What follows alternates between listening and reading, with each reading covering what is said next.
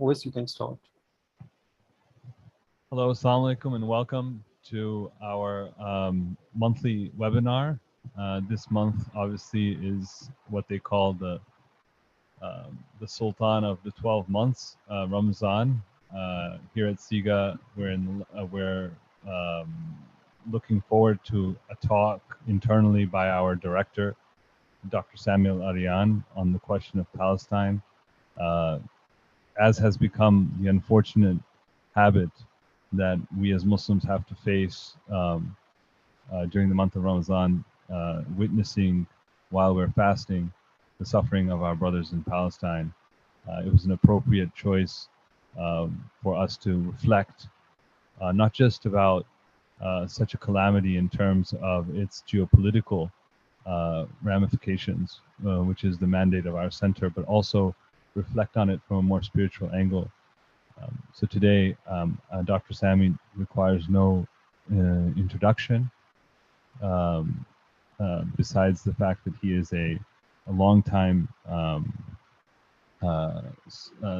civil rights activist, a tenured professor who was a nationwide political theorist and activist for Muslims in America. He has recently become the director of the Center for Islam and Global Affairs here at ISU. He has a number of published works, articles on geopolitics. I welcome Dr. Samuel Arian. Thank you, Wes, very much for your kind introduction. Bismillah ar-Rahman ar-Rahim. Alhamdulillah Rabbil Alameen. Salatu wassalamu ala Sayyidina Muhammad wa ala alihi wa sahbihi wa sallam ajma'in. First, I want to thank you for coming here today. Hopefully, I heard that the pandemic is officially over, or at least the masks are over. So let's hope they never come back again. Again, this is the day after one of the holiest nights in the Islamic calendar yesterday, the Laylatul Qadr. May Allah subhanahu wa ta'ala bless you all for being here, and also for fasting and for your devotional and rituals and acts of worship. My topic today is going to be about what I call the struggle for Palestine and the end of Israeli hegemony, the Quranic reading. What I try to do is to go over some of the verses in the Quran that get us to the essence of the conflict taking place today in Palestine, which has been going on now for over a century. Now, there are many scholars in the past who have talked about these issues here and there, different perspectives. And one of them has been very famous by a sheikh in Palestine named Bassam Jarrar, who has predicted that the end of Israel will take place this summer. He wrote that book back in 1990. And then actually he gave that prediction in 1990, and then he wrote a couple of books about it based on certain calculations that he did using certain methodologies that go back centuries. Basically, a lot of it is based on Hebrew type calculations. I'm here to say that is not the case. I don't subscribe to this ideology, so that's not how I'm going to approach it. I don't believe that the end of Israel is this summer. I don't think it's tied to certain calculations, whether from the Quran or the Hebrew Bible or whatever. So that's not what I'm here discussing. What I'd like to discuss again is certain verses from the Quran that gives us a good understanding of what's going on today. And we can know, because of certain social and political conditions, whether Israel would exist or not exist, whether it would end or not end, but not based on certain calculations or based on certain numbers. I would like to start off by saying that I do not believe that the conflict in Palestine is a religious conflict. Many people, particularly in the Muslim world, and many scholars actually, may look at it in terms of being a religious conflict. I believe that is a mistaken understanding of the nature of the conflict, and also misunderstanding of Islam and how it evolved and how it addresses other religions. In fact, when we look at how the Prophet dealt with the communities, the Jewish communities that existed in Arabia at the time, Mecca didn't have any Jewish communities, so he had very little interaction with Jews at the time, except when he immigrated to Medina.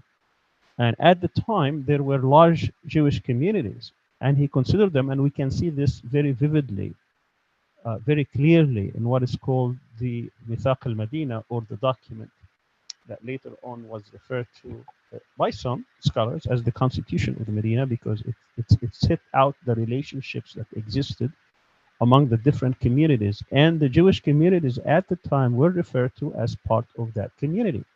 Yes, they had their own, because this is the system that Islam looks at.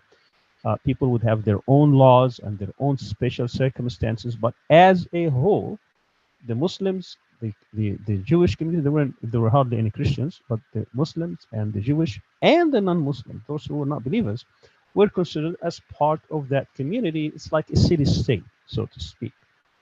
So from that standpoint, we could see that over 13 centuries, up to the beginning of the 20th century, Jewish communities existed throughout the Muslim world. If Islam had a hostile relationship or antagonistic relationship with Judaism, they would have been extinct. They would have been ended. But Islam actually recognized the Jewish religion, Judaism, and preserved it and gave it its own rights as well as obligations, as we see in that document, in the Medina document, in the Charter of Medina called. So that's the first point I'm trying to make. It is the nature of the conflict is not based on religion. Secondly, there were, as the Jewish encyclopedia would call it, there was the golden age of the Jews. Those are referred to as the Jewish communities that existed in the Islamic world. People talk about Maimonides, Musa bin Maimun in Arabic. Maimonides is one of the great philosophers of his time at the time. He was a Jewish rabbi living amongst a very thriving Islamic civilization, in Andalusia. And he produced some of the most notable writings of any Jewish philosopher or Jewish religious scholar, in which he was writing in Arabic. His major writings, were not just Hebrew, were Arabic actually, because that's the civilization he lived in that allowed him to thrive and allowed him to produce that kind of scholarship that Jewish rabbis have been benefiting from. The Jewish communities that existed in the Muslim world, that the Jewish encyclopedia talks about as the golden age of the Jews, was in contrast to what actually was taking place in Europe, the Jews of Christendom. Those Jews were under grave restrictions. They were living in ghettos. They were not allowed actually to assimilate, to mix with society. They were persecuted constantly. With every Roman emperor, they will go and put more restrictions on them. We could see that they were not allowed in certain professions. They were not allowed to mix with Christians. They were not allowed to slaughter in certain ways or even follow their own edicts. They were not allowed to be there or in public. They were not allowed to have certain jobs. They were not allowed to be there on Sundays. They were not allowed to celebrate their feasts on their holidays in front publicly. I mean, you could go with the restrictions, and as I said, with every ruler, more restrictions come, in which they would be also asked to wear certain clothes to be identified. They were under constant persecution throughout. What saved these Jewish communities living in Europe mostly was the Enlightenment. The Enlightenment that came, with the age in the 16th century, 17th century, were actually a blessing for many Jews, they thought, that allowed them to be freed, to be to assimilate, to be recognized, and that went for about a couple of centuries. And of course, many of them also immigrated to the New World, meaning the United States and others.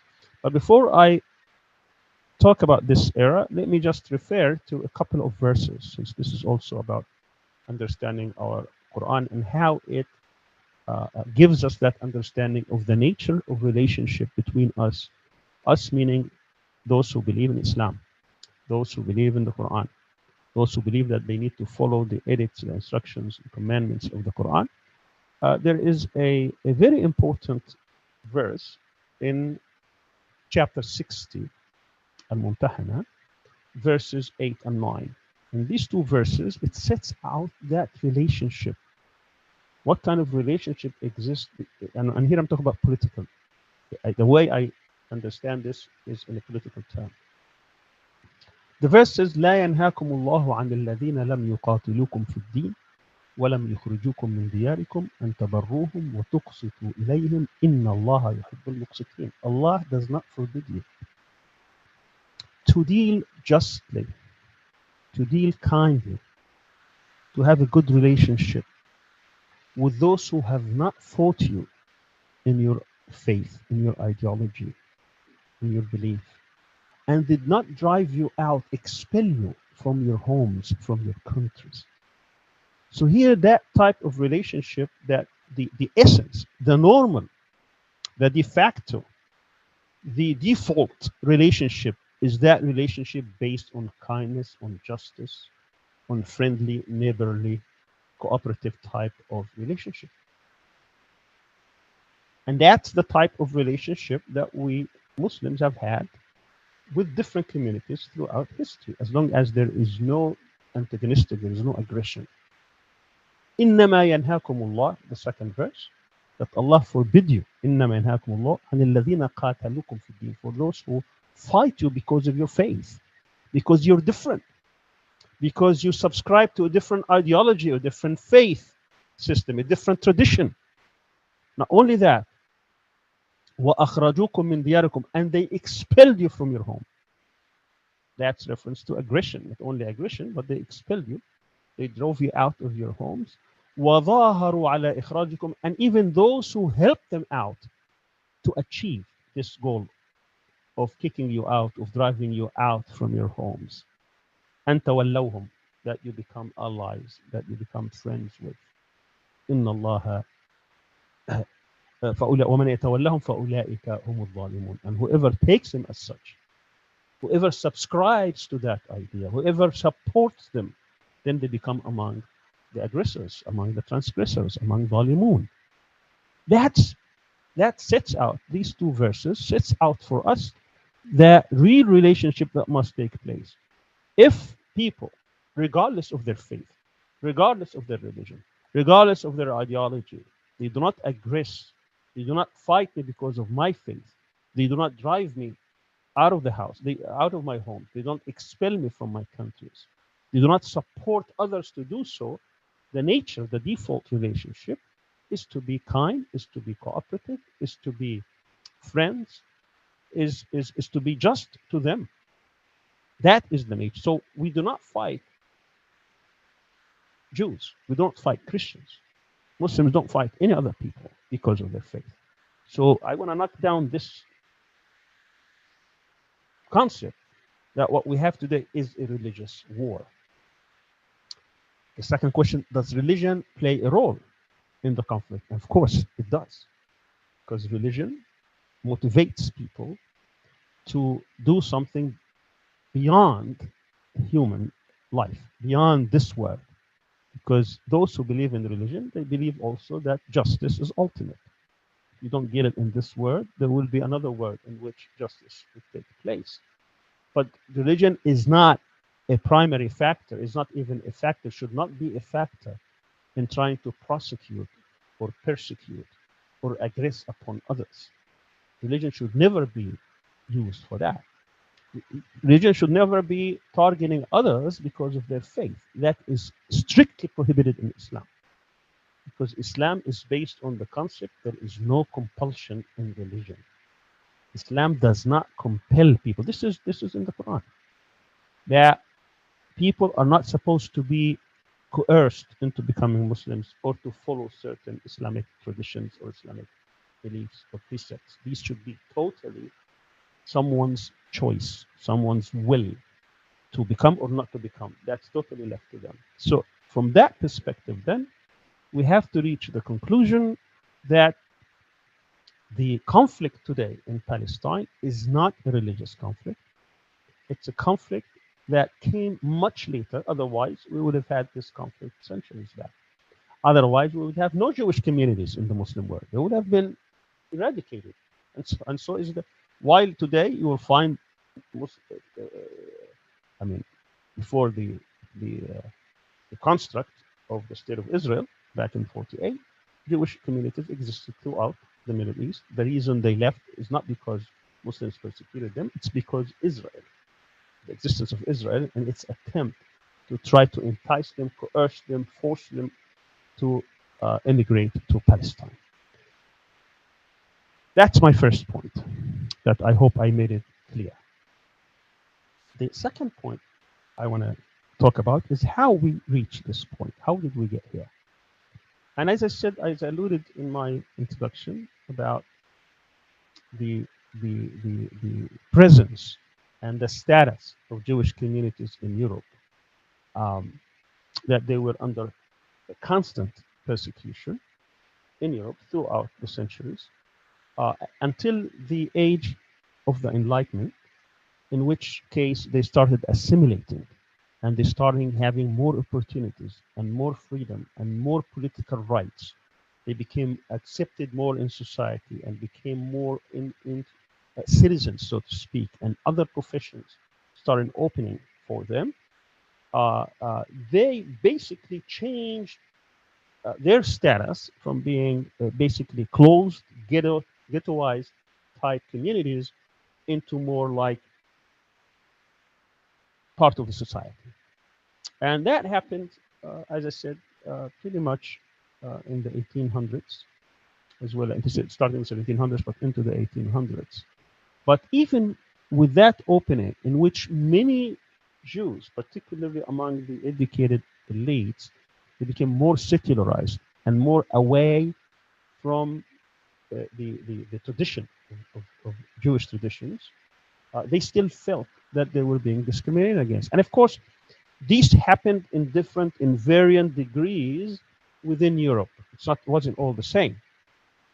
In Western Europe, they were more allowed to integrate, while in Eastern Europe, what we refer today to as Russia, for example, or Ukraine, or Moldova, or Lithuania at the time, all these Eastern type European countries, they were under constant pressure. There were pogroms. Pogroms are persecutions that Jewish communities had to suffer, in which case, for many years, many Jews had to suffer massacres and other types of persecutions. But they were hoping the secularist elites, the secularist generation or the secularist elites, they were hoping that somehow they will overcome this, until, of course, they found out that even what they called anti-Semitism or anti-Jewish religions, now defined as anti-Semitism, that was really widespread, not only in the unenlightened societies like Eastern Europe, but also throughout.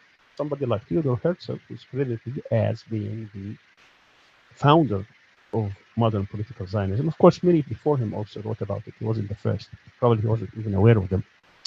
But he witnessed, as a journalist, Hungarian Jew, very assimilated, very secular, atheist, didn't even believe in religion, that there were still, that anti-Semitism was prevalent when he witnessed the trial of Alfred Dreyfus, who was an officer in the French army, and he was Jewish, and he was tried in 1894 based on false allegations of disloyalty, and there was this huge backlash against Jews in that part. So he thought, okay, then obviously they're not going to accept us ever, and he reverted to this construct, European construct, and we're talking about in the age of imperialism, in the age of colonialism. This is when colonialist powers were basically colonizing the world.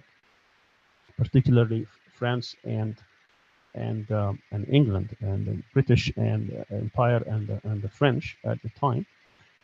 He thought that the only way we can overcome this is by establishing our own national homeland.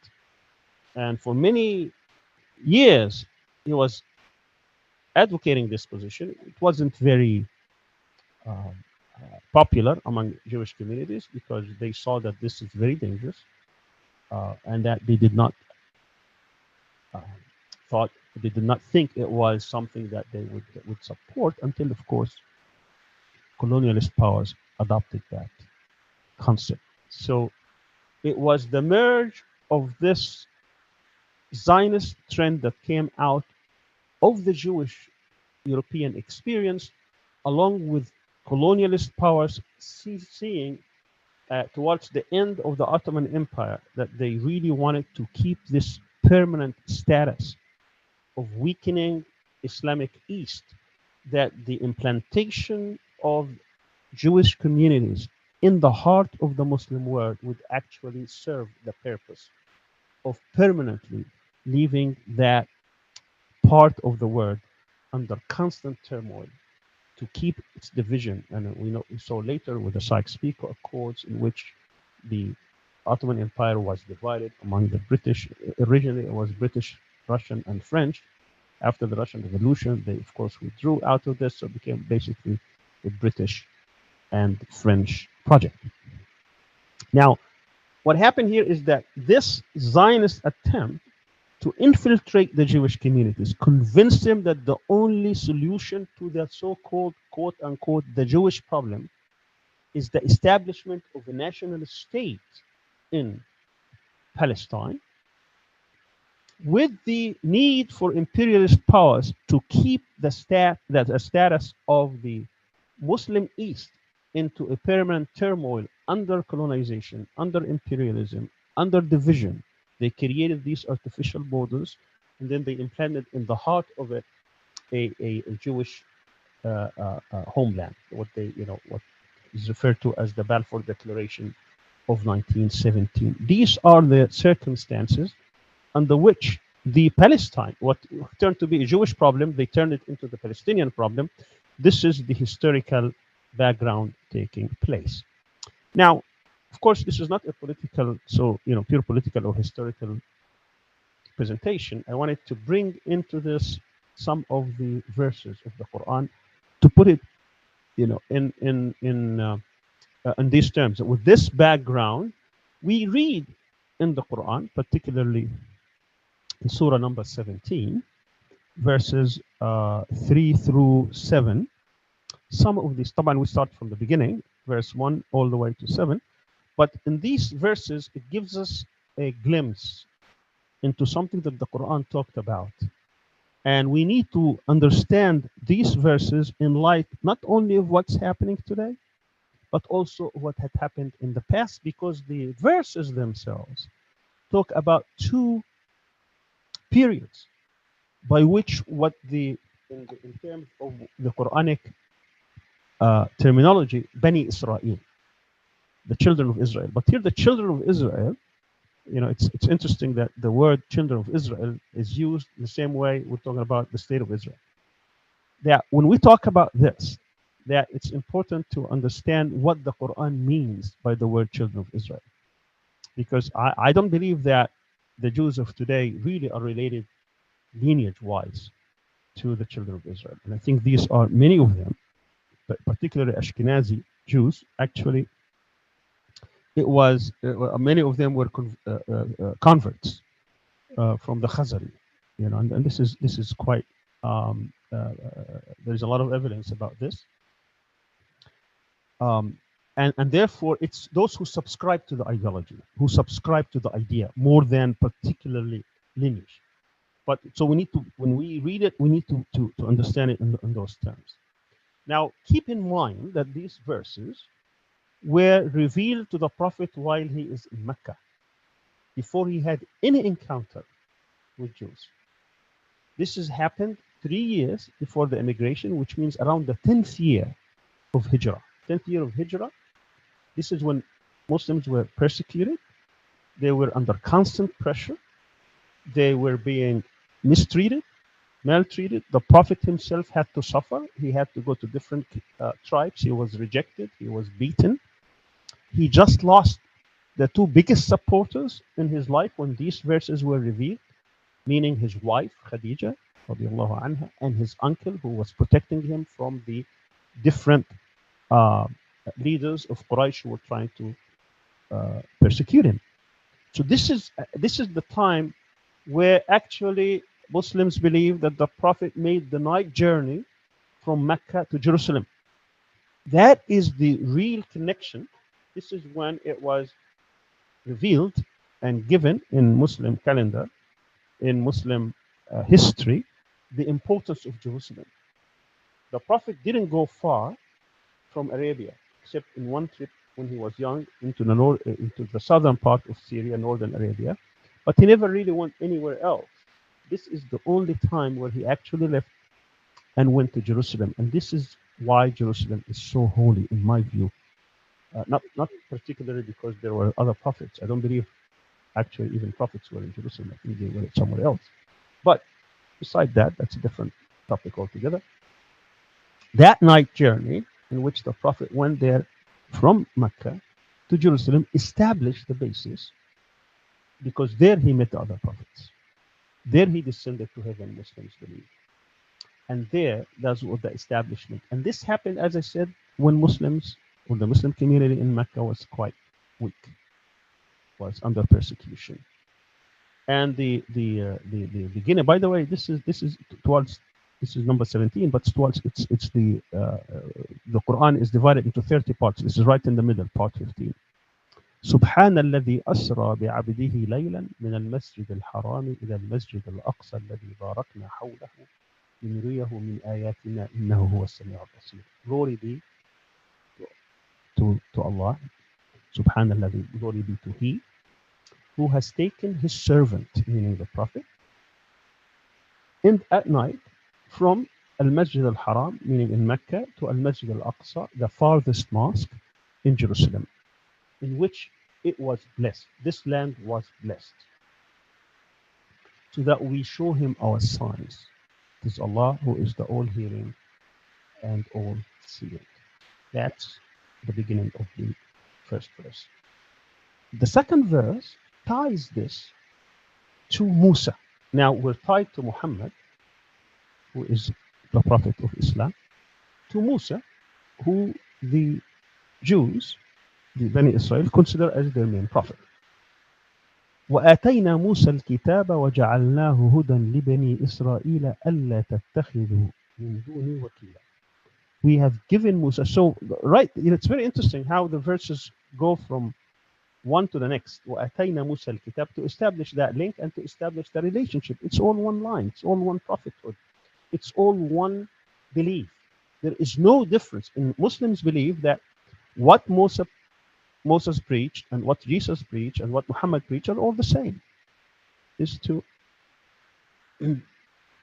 submit yourself to the one God. That's the basis of the message. And they are all preach the same message. Now, people make differences, but it's the same message because it's one message from one God to all these prophets. And Muslims believe that they're all the same.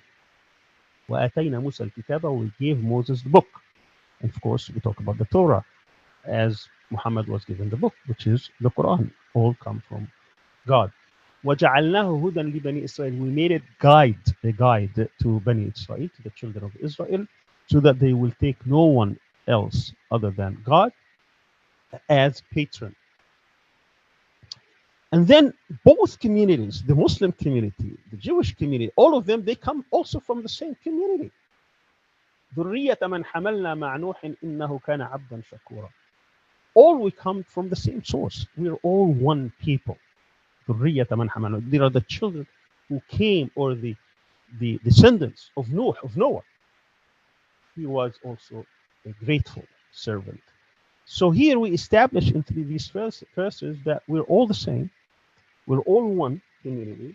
We all belong to the same faith if we adhere to that faith in that lineage of prophethood.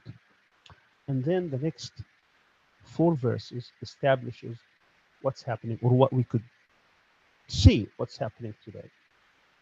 And that relationship that started 3 years after the Prophet received these revelations.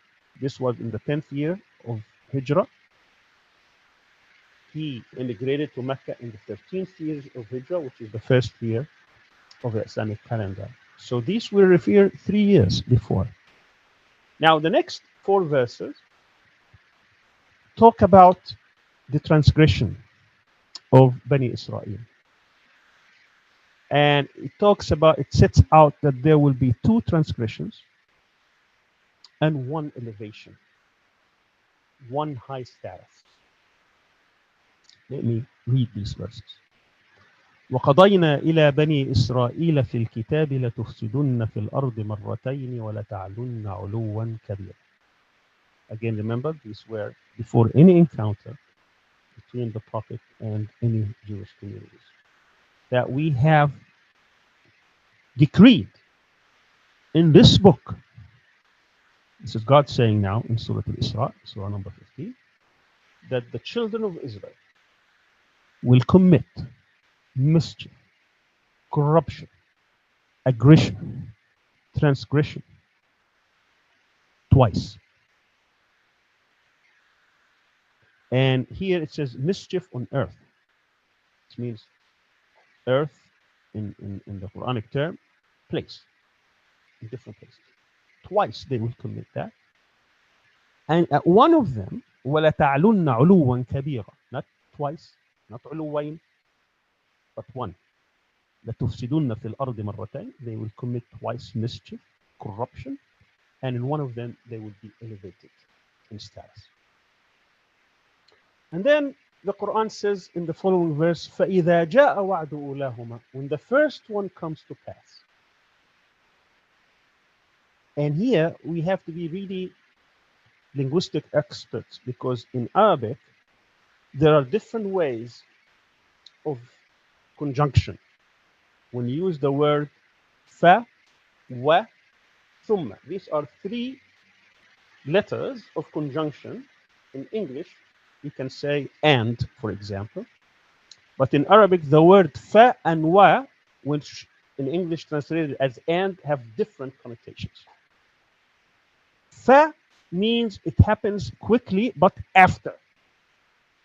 Wa, it means it happens quickly, but at the same time. Thumma, it means it happens after, but after a long time. So when I say Sami and Uwais came, that we mean came together. When I say Sami fa Uwais came, that means I came first, he came after me. When I say Sami thumma Uwais came, that means I came and after a long time Uwais came. So you see, 3 words. So the Quran is very precise about what it says.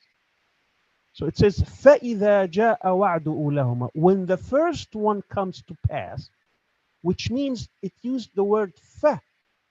And fa here means that this is a little bit after the revelations of these verses. When they come, what happens? That means when the first mischief takes place after the revelations here, فإذا جاء وعد أولاهما بعثنا عليكم عبادا لنا أولي بأس شديد فجاسوا خلال الديار وكان وعدا مفعولا. So when the first one comes to pass, Allah will send servants of His. When Allah used the word ibadan and He associates them with them, that means by definition they are believers. Now there are many Quranic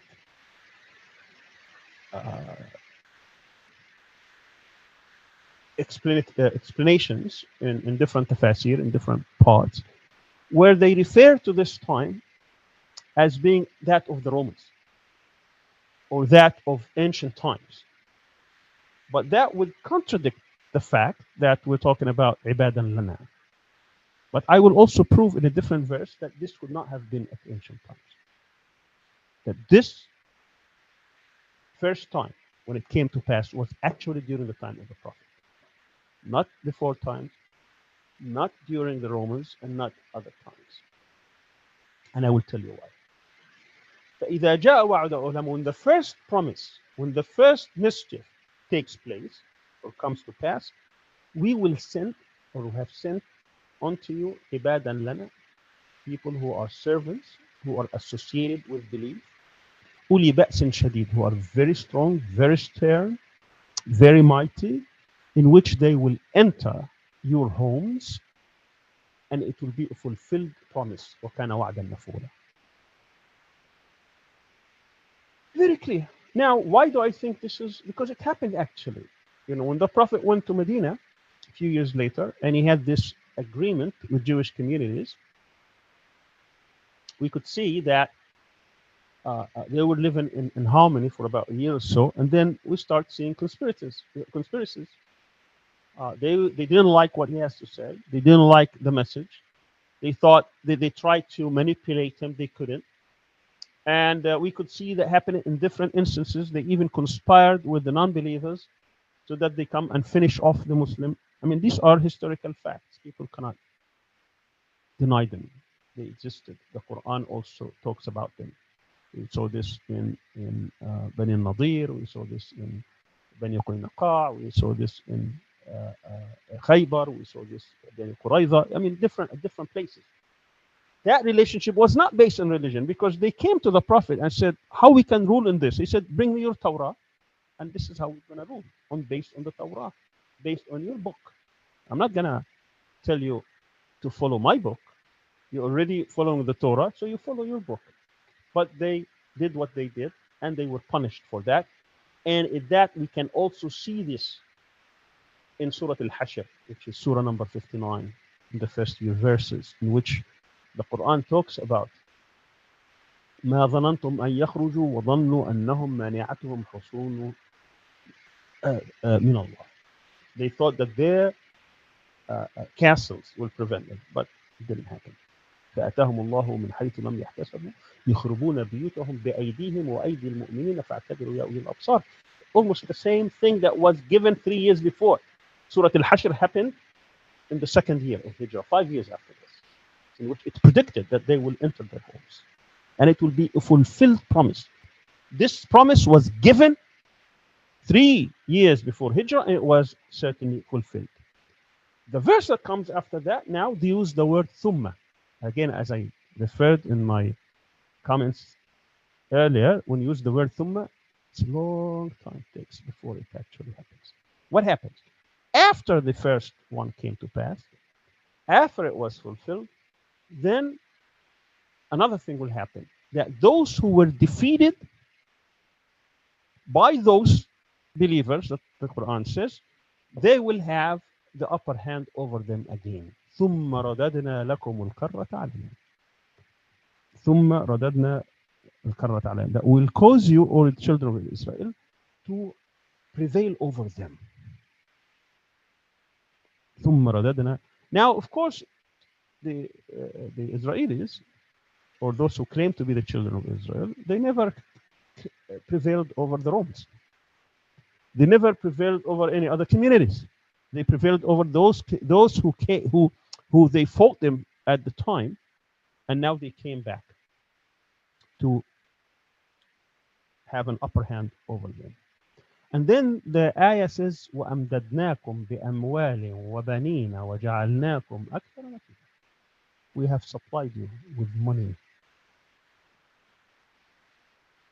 and children, people. And we made you not more numerous, أكثر عددا, أكثر نفيرا, more able to mobilize. And today, when you look, for example, at Israel, and I believe the correct interpretation of these would have been that Israel has come back this century, and this is who they returned and prevailed over. And they were able, obviously, to mobilize the whole world, politically, economically, diplomatically, militarily, in all spheres, so that they were able to mobilize the whole world for their cause. This is how I understand these verses. And when Allah says, أَمْدَدْنَاكُمْ بِأَمْوَالٍ وَبَنِينَ, that's what is being referred to. It's interesting, if you go to also verse 104 in the same surah. This verse comes in the context of how they dealt with the Prophet Musa at the time. And because they did not adhere to the teachings of the Torah, they were scattered around the globe, around the earth. And then the ayah says, وَقُلْنَا مِنْ بَعْدِهِ, and we say after that happened, وَقُلْنَا مِنْ بَعْدِهِ اسْكُنُوا الْأَرْضَ, you're going to scatter around earth. You're going to reside all over the globe.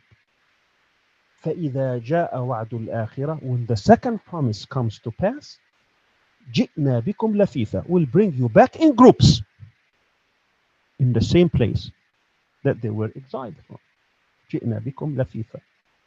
And indeed, when you look at what happened in last century, they came from Russia, they came from Ukraine, they came from Poland, they came from Hungary, they came from all parts of Europe, from the United States, from Yemen, from Morocco, from India, from Egypt, from Iraq.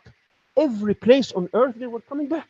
It's like this is the fulfilled thing on the second time comes to pass. As I said in verse 104 in the same chapter. And then the Quran gives them a warning, which is given to everybody, that everyone has the chance to backtrack, has the chance to reform, has the chance to correct what's wrong. In ahsantum, if you do good, ahsantum li anfusikum, you do good for yourself. Wa in asatum, but if you don't, falaha, there will be a response. And then the Quran says, doesn't say thumma anymore. فَإِذَا جَاءَ وَعْدُ الْآخِرَةِ, it says the third fact, meaning that the time between when the Bani Israel prevail over those who they fought with in the same time, the first time, and if they don't reform, if they don't change, if they continue on their transgressions, that's when the second promise would come. Then those people will confront them. فَإِذَا جَاءَ وَعْدُ الْآخِرَةِ, and the word here is fa, not ثُمَّ. جَاءَ وَعْدُ, the second promise, جَاءَ وَعْدُ الْآخِرَةِ لِيَسُوءُ وُجُوهَكُمْ, they will disfigure you, they will defeat you. وَلِيَدْخُلُوا الْمَسْجِدَ كَمَا دَخَلُوهُ أَوَّلَ مَرَّةٍ, and they will enter the mosque in the same way they entered it the first time. Now, the Romans didn't enter any mosque. Other communities didn't enter any mosque. The only mosque that they entered was the Masjid al-Aqsa, was the time of Umar. So those people who belong to that tradition, those who entered it during the time of Umar, meaning people who were adherents to the religion of Islam at the time, they are the ones who will enter it again. وَلِيَدْخُلُوا الْمَسْجِدَ كَمَا دَخَلُوا, as they have entered the first time. That's what the verse says. وَلِيُتَبِّرُوا مَا عَلَوْا تَتْبِيرًا, and they will be able to do that triumphantly.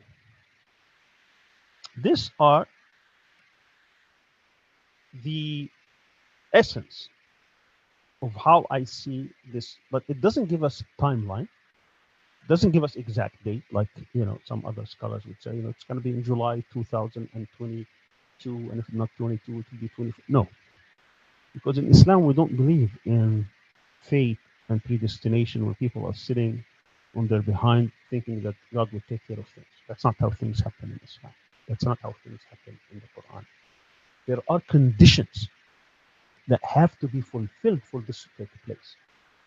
Now, these conditions could happen in this generation or could happen in other generations. Whoever fulfills these decisions, these elements of success, these conditions, then they will have victory. It's as simple as that. It's not about predictions and people sitting and observing. And we read this over and over and over again in the Quran. We see this very vividly. And I wanted to, but I'm not sure if I have enough time. I wanted to even to discuss. Okay, so 10 more minutes. Okay, so I could see. I'll try to be brief. We could see, for example, in the story of Musa and Bani Israel in Surah Al-Ma'idah. This is Surah number 5, verses 20 through 26. وإذ قال موسى لقومه يا قوم اذكروا نعمة الله عليكم جعل فيكم أنبياء وجعلكم ملوكا وآتاكم ما لم يؤت أحدا من العالمين. Here Musa, after the challenges of Pharaoh, after the scare of Pharaoh, in which they were going to be killed and finished off. Of course, they escaped. This was the miracle of God at the time.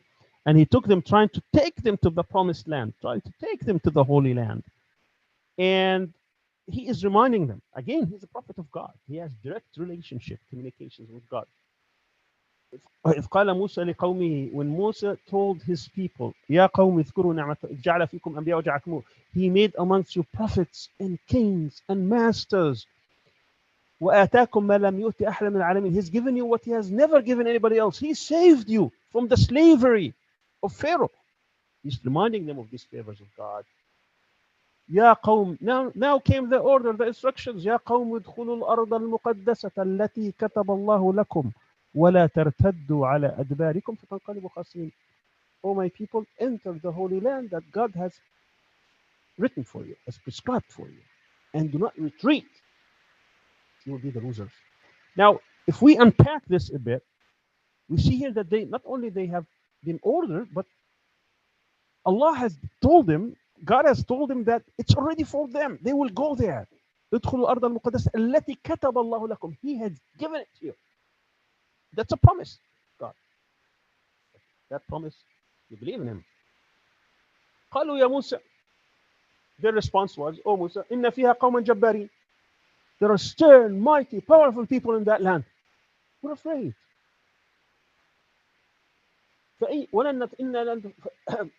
قوما جبارين وإنا لن ندخلها. We will not enter that land حتى يخرجوا منها, until they leave it.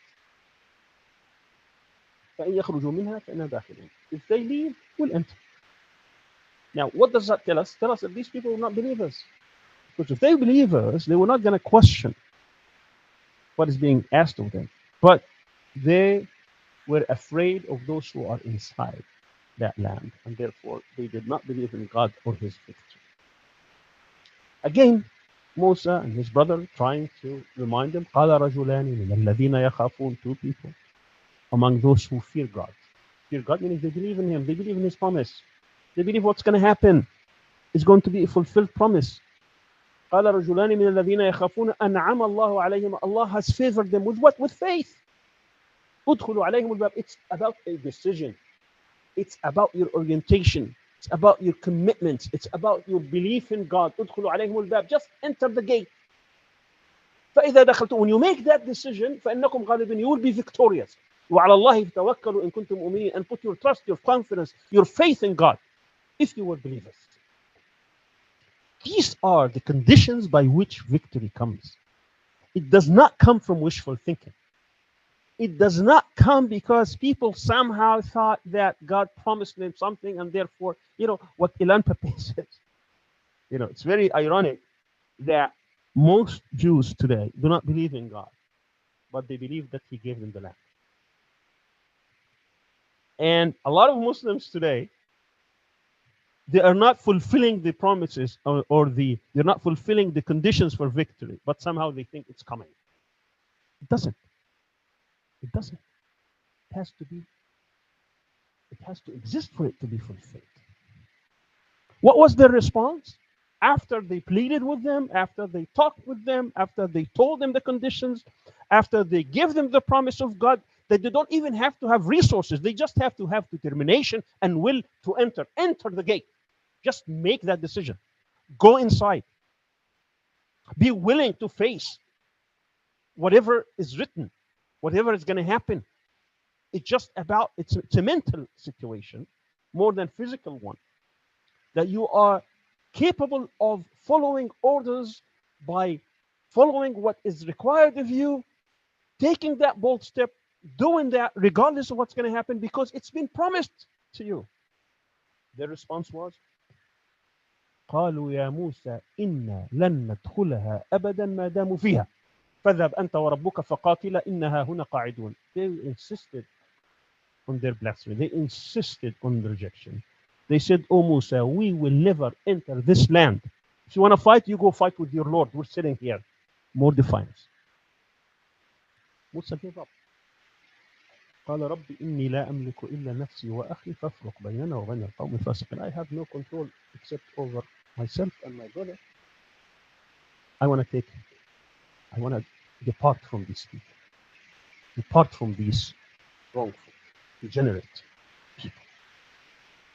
So what these verses actually gives us, indicate, is that we have to fulfill the conditions for victory, amongst which is that you have to be determined, you have to be a believer, you have to be determined and take all the conditions needed for victory to take place. I believe it will happen. I can't tell you when. I will not say this year, but at one point it will be fulfilled. That promise will be fulfilled. Zionism, which is replacing one population with another based on a myth to serve colonialist powers, is a racist methodology, is a racist ideology that is going that thinks of Jewish supremacy over others. This is totally rejected. And the same way the world did away with the apartheid South Africa, it will also do away with apartheid Israel. I don't believe that this ideology can coexist with humanity. I believe it's being supported by colonialist powers for colonialist aims. And I believe a settler colonialist movement has no place in today's world. And the Palestinian struggle is part of that, but it's also going to be a wide world struggle in which we will have to establish a global movement to do away with the dismantlement of Zionist structures in Palestine. Thank you very much. Assalamu alaikum. Thank you very much, Dr. Sami, for your insightful words and reflections on the Quran in a very special month. I would like to now invite people from the audience or members online to direct questions. But while we're collecting those, I wanted to have I have some questions of my own that I'd like to raise. Number one of the main points that you make in your talk is that you don't perceive the struggle between Palestinians and Israelis as a religious conflict. But we're inundated with a lot of things, even some of the points in your talk, in which the Quran speaks of the land as being holy, as being gifted. And then there are some authentic, others apocryphal texts about the end of days and the role that this land will play in that scenario. The return of the Messiah, the global cosmic war between good and evil fought on this territory. There's other issues regarding the religious nature of, you mentioned Masjid al-Aqsa as being one of the first qiblas. So how do we navigate these facts along with your theoretical position that this is essentially not a religious conflict? Thank you. It's a very thorny question, but I'll try to answer it. First of all, I think we need to understand that the fact that from an Islamic perspective, if it's not a religious issue, it could be a religious issue from the other side.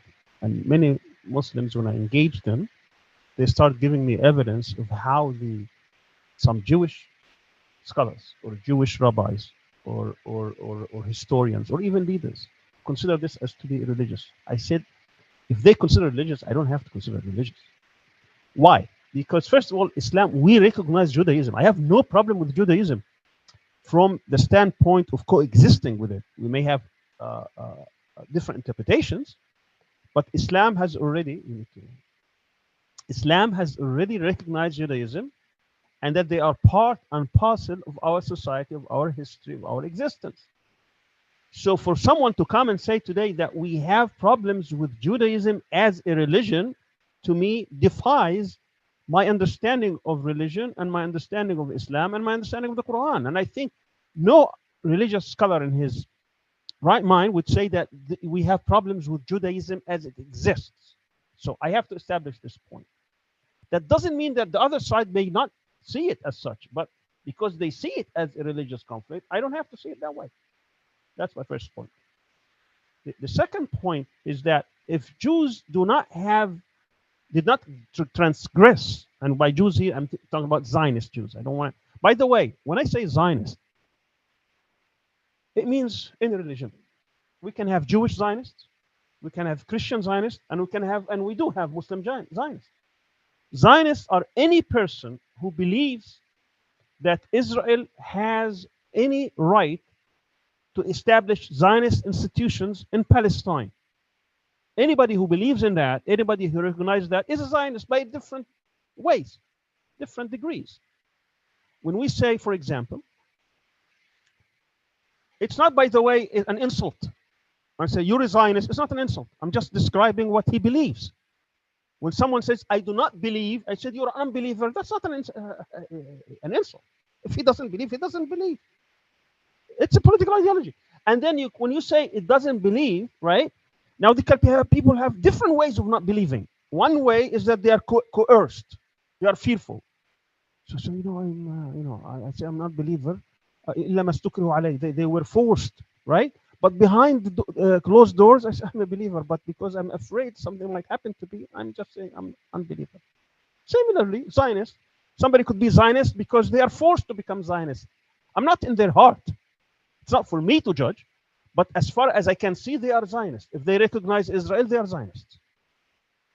Any person who recognizes Israel in whatever ways is a Zionist, because they believe that they have the right to establish sovereignty and rule over Palestine and over Palestinian rights. Now, whether they are genuinely Zionist or not genuinely Zionist, that's not my position to judge.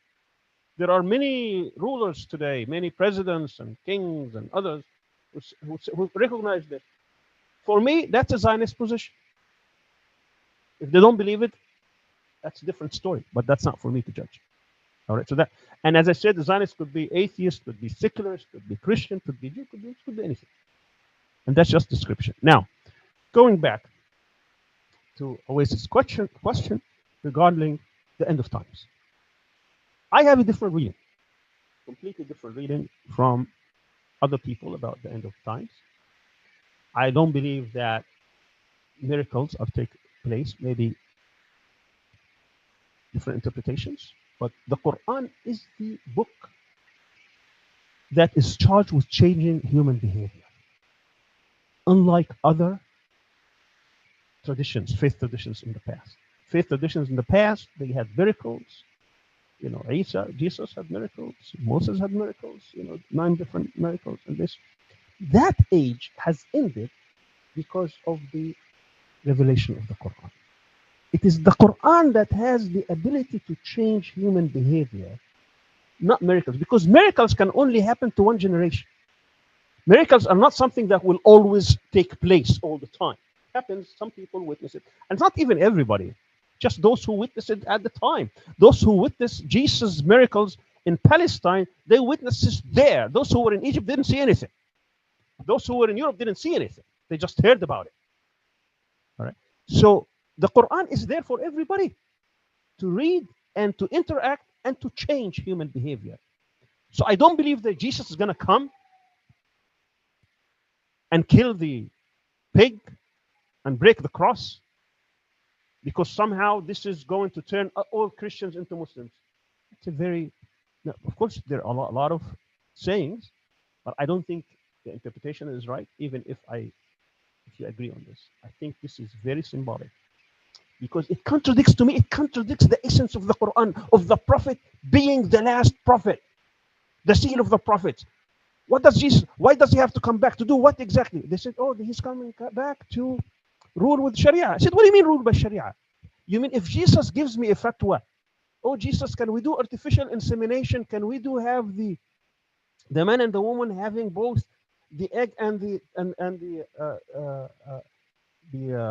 serum outside the womb and then put it back in the womb, is that acceptable? And he gives me an opinion, and Al-Qaradawi gives an opinion. I have the right to choose Al-Qaradawi over Jesus? Is that possible? If Jesus is the prophet, then he becomes the prophet. Whatever he says is going to be the final saying. Then we're dealing with the that can't happen. That can't happen. And the prophet, and he comes after Muhammad and then starts. That cannot happen. So to me, this is totally against. And then there is, we read in Surah Al-Ma'idah, Surah number 5, the verses 112 through 113, it says there is a conversation taking place in the day of judgment. Allah brings Jesus, said, did you tell people, take me and my mother as gods beside God? If he had come back, his response, I came back and set the record straight. That's not what he says. He says, if I had said it, you would have known. I didn't say any of that. He didn't say I came back and corrected the record, because that would have happened, of course, before the day of judgment, seemingly. To me, there is no miracles except in Islam, man changing his behavior by interacting with the Quran. This is the real miracle, not any other physical or anything. That's my understanding of religion. But regardless, I think at the end of the day, if there are miracles, then human behavior no longer matters. If God sends angels and sends prophets and sends his, well, we just are spectators. We don't have to do anything. We just watch and we can cheer from the sidelines. But that's not, I think that didn't happen during the time of the prophet. Why would it happen to us? Why would it happen to us? The prophet had to struggle, had to suffer, had to pay the price, and had to endure all the different difficulties to show the people the real meaning of how this book, the Quran, can interact with people and change their behavior, and therefore fulfill the conditions needed for victory. Thank you for that response. Yeah, it covered a lot of the questions that I had. I will say that your reading of the return or non-return of Isa Islam's unique position. Typically, I think the orthodox position on this is that he will return, but of course you have your very strong argument about the verses. Actually, you know, one of the reasons that Ahmadis in the subcontinent argued for the possibility of the continuation of the prophecy is citing the idea that the Messiah will return. And so one of their justifications for not believing in the Khatam al-Nabiyyin is that their Jesus will be coming back. So it is a controversial subject that does have that does require an argument on both sides. But that means my position contradicts the Ahmadiyya. Yes. Whom many people think we are. Yes. I mean, your position does not lend for their self-justification in a certain way. If there's any questions from the participants, I invite you can take the mic and ask questions. Okay, there's another question about your interpretation on the verses of the relationship between. Just to clarify, I want to say that when you say that it's not a religious conflict, you mean that this is not a conflict between Muslims versus Jews. That's what you mean. That's right. And I mean, there is other aspects of the. There is a role for religion in the conflict. Don't misunderstand what I'm trying to say. It's not a religious conflict, meaning the basis of our conflict today is not based on religion. It's not like because they are Jews, I am against them. No. Unless they convert to Islam, I will fight them. No. Actually, it's against religion to think that. The basis of that conflict is transgression. It's aggression. Now, does religion play a role? Of course, it plays a huge role in mobilization, in inspiring people to fight, in thinking that that this is the correct position to do, that if they die, they go to heaven, all that kind of things. There's a huge role for religion to play, but it's not the basis of the conflict. That's what I'm trying to say. That's where many people miss the mark. Do you feel like the Israeli position actually sees this as a religious conflict? Because the problem here, of course, because Jews versus right, Muslims? I mean, Jews, unfortunately, Judaism in particular, they don't recognize Islam. I think it's a false religion. See, that's why Islam is the only one capable of safeguarding the holy places, because Islam inherently recognizes Judaism and Christianity. It is part of their religion. If Muslims do not believe in Judaism and Christianity as God-revealed religions, even though if they differ on how they progressed and developed over the time, but even during the time of the Prophet, he recognized the existing ones, which are the same as the existing ones today. Zionism is not Judaism. What Zionism believes in and its use and manipulation of Judaism is not Judaism.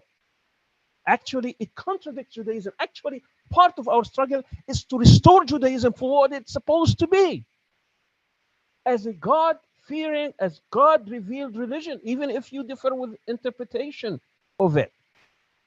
That's what traditional Jews believed in. They believed in to wait for the Messiah.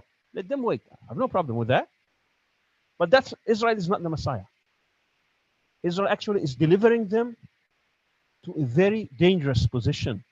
That's what the Quran, what these verses in Surah Al-Isra, Surah 17 talks about. And many Jews actually, I have many friends who are Jews. They are afraid of this, that this discourse, this Zionist discourse that is trying to manipulate the balance of power situation, to mobilize the world towards their hegemonical state in the area, will eventually be what destroys the future of Judaism. That's what they are afraid of. And I told them, that in our tradition, we are not going to target Jews. We are not supposed to target Jews. We cannot target Jews. This is against what we believe in. We are going to fight and resist Zionists, those who would like to take over Palestine and try to take our rights and restore it into something else. These we will confront. These we will fight. These we will try to do everything possible to dismantle that Zionist structure. But we're not.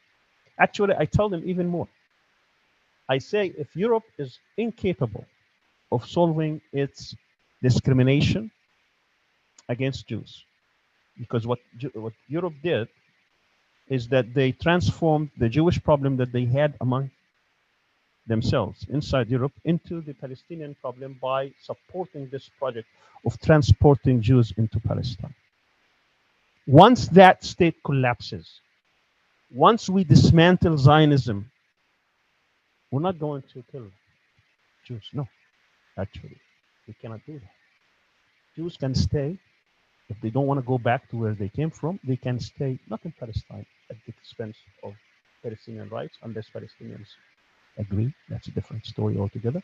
They can stay anywhere in the Muslim world, not just in a piece of land, 26,000 kilometers square. They can go from Morocco to Indonesia. They can go anywhere else if they feel protection. And they are afraid to live in Europe if Europe does not reform itself and keeps its anti-Semitism. They're going to go back. It's up to them. They can live anywhere. No one's going to kill anybody. But Zionist structures have to go. Thank you. I will. Saima, I think, have her hand up. I'll give her the. No. I feel like it's a pretty unique position to say that, from your perspective, it's not a religious conflict. But of course, from their perspective, it is a religious conflict because they're trying to base their state there based on their faith, like, Judaism. It's one of the Jewish perspectives of establishing the state of Israel.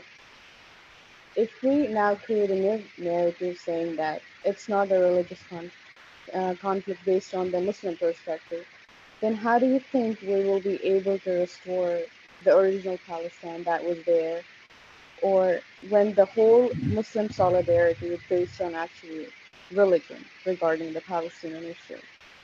Like, how will you be able to restore the Palestine, like, using the non-religious approach? I think we're confusing two concepts with this question. The first concept is whether the nature, the basis, the origin of the conflict is religious from our perspective.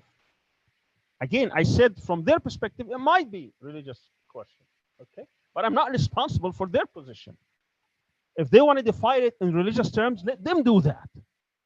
As far as I am concerned, I have no problem whatsoever with the existence of Judaism in Muslim societies, or the presence of Jews and rabbis and teachings and scholarship and institutions and all kinds of things based on religion. I have no problem with that. That's the basis of our belief.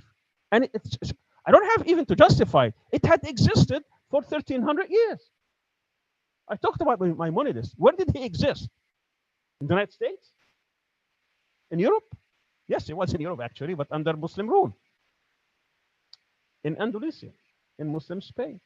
Okay, so we have no problem with that. Actually, throughout history, there were ministers, there were even prime ministers, there were bureaucrats everywhere. So they're part of the mosaic of Muslim society. So from that perspective, we do not look at it as a religious conflict. Today, if I have a Jewish person walking here, do I have a problem with him? If somebody wants to, if he's not Zionist, and wants to cooperate or work in the center or work or become a friend, do I have a problem with that? Do you have a problem with that? Does anybody have a problem with that? No, we don't. Now, the fact that they may have religious problem, that's theirs to answer for. In terms of the role of religion, that's the other aspect. So we're confusing both being a religious conflict from the role of religion. Does Islam inspire people to resist? Inspire people to sacrifice, inspire people to stand up to tyranny and aggression and zulm? Yes, it does. And it plays a great role.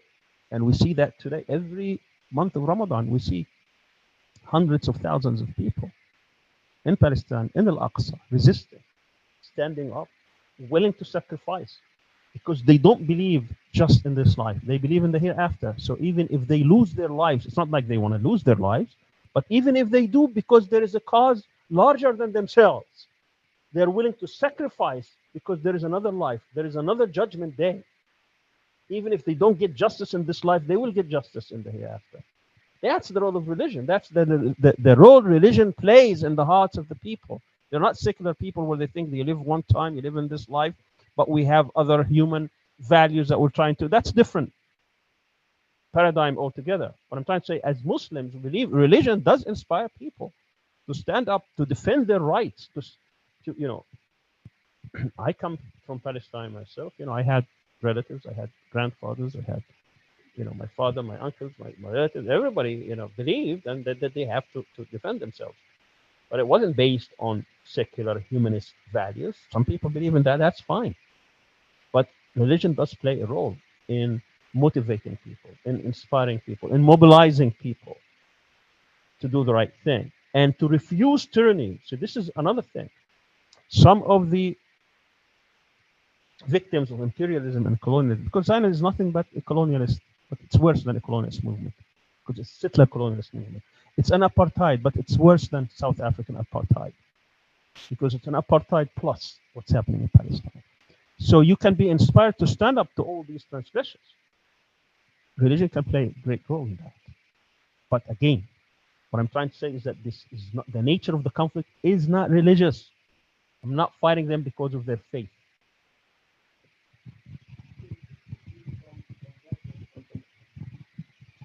From that perspective, I think the roots, when the movement, the Zionist movement, and set together with Herzl in Basel, I think, the Basel conference. Yeah, some of them suggest to go and establish the state in Latin America. So if it is for them a religious conflict, why they choose another land? Yeah, yeah. What So Jalal is referring to is that during the first few conferences, Zionist conferences, they were not settled on Palestine. They just wanted to solve the Jewish problem in Europe by finding any land across the world. And because to them it was impossible to convince the Sultan Abdul Hamid at the time, for them to be transported into Palestine, so they were thinking different ways. Ethiopia, I mean, Uganda was one of the, Argentina was one of the possibilities. They had different kinds. Right. So it wasn't based on religious, but again, there was the marriage that because many Jews were praying to next year in Jerusalem because they believe in the concept of the Messiah. But if you go to traditional Judaism, they don't believe that Jews should interfere in that this is only through the will of God.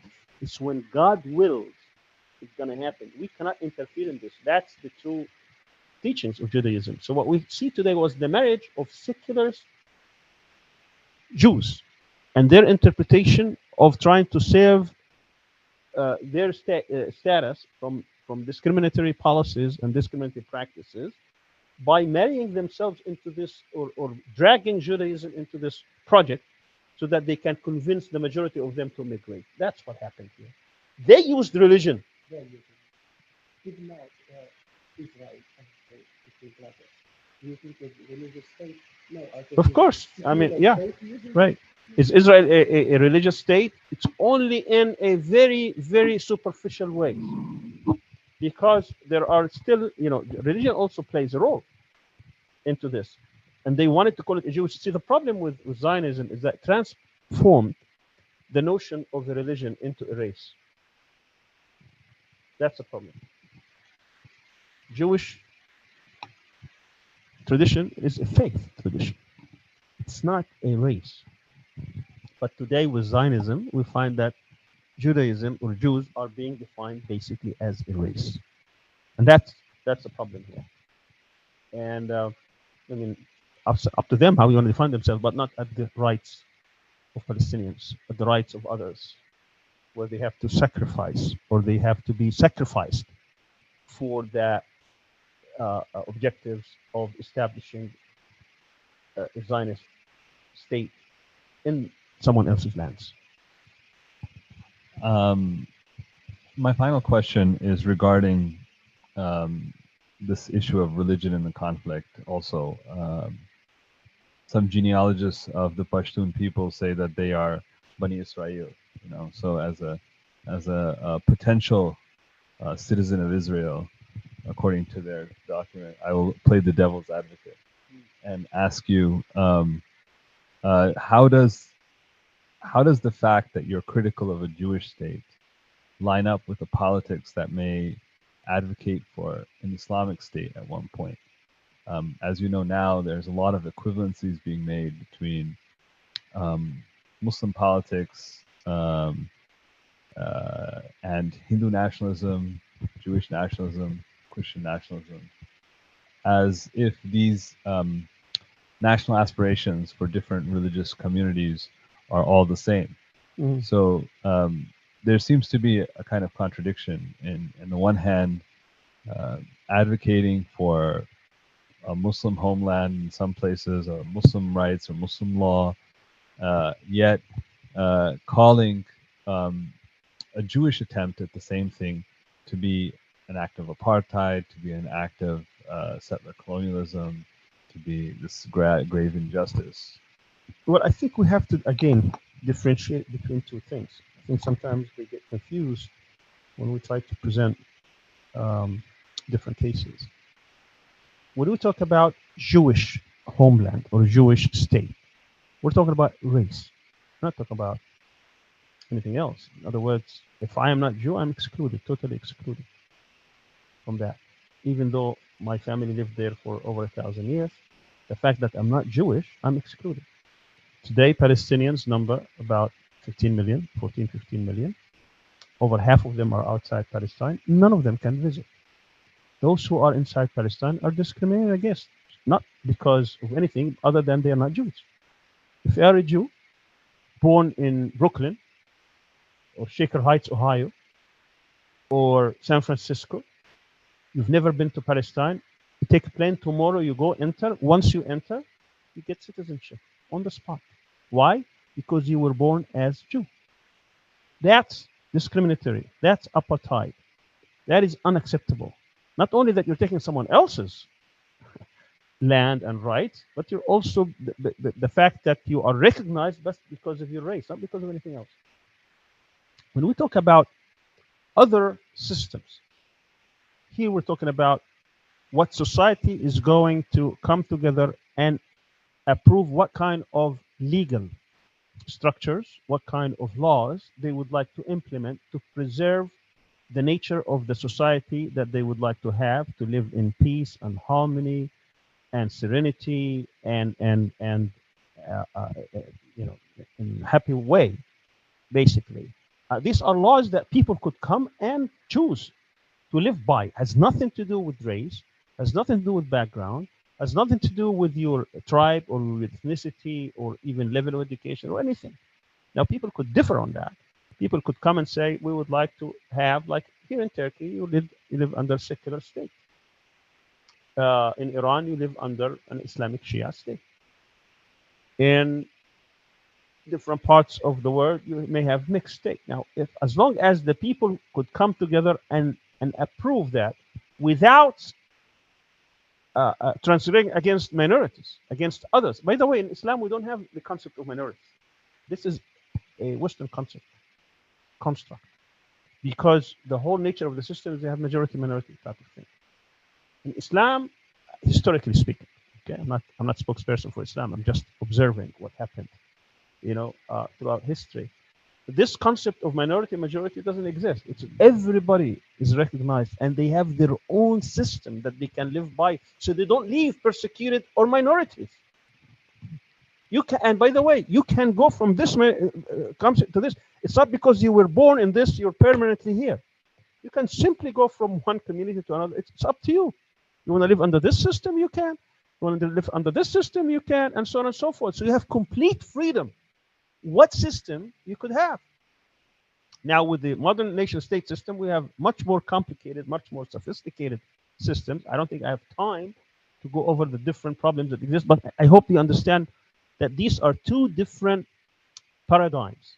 A paradigm that is based on your race, who were you born to, the fact that you had a Jewish mother gives you all the rights that someone who didn't have a Jewish mother has been totally ignored and totally deprived of.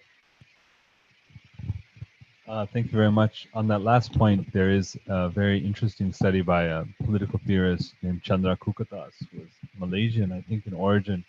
He wrote a book called The Liberal Archipelago, where he tried to imagine a kind of updated millet system, and he specifically engages with the millet system directly as a